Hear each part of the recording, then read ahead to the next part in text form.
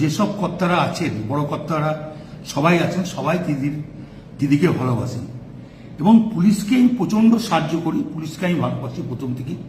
Police বিপদে পড়লে পুলিশের পাশে আমি দাঁড়াই। পুলিশকে গাল দেওয়ার কথা আমি কোনদিন ভাবতেই পারি না। পুলিশকে গাল কেউ যদি দেয় আমি তাকে অপমান করি, এটা আমার বরাবরকার স্বভাব। এবং পুলিশের যখনই যে কোনো এসপি হোক,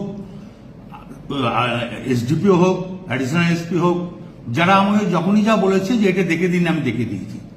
পুলিশের পাশে সবসময় লোক দিয়ে যেমন করে হোক আমি তার কোনো ঝগড়াঝাটি করতে দিই না।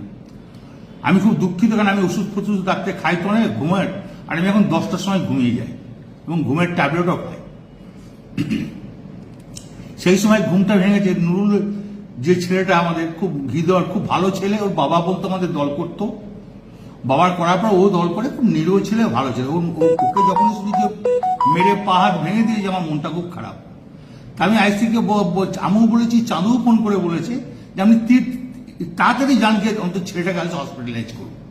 তো উনি আমার কাছে অন্য ধরনের কথা বলেছে, সেটা আমি আর বলতে রাজি নয়। তখন আমি নিজের রাগ সামালতে পারিনি, এটা স্বাভাবিক আমি বলেছি। এর জন্য আমি দুঃখিত, আমি ক্ষমা প্রার্থী।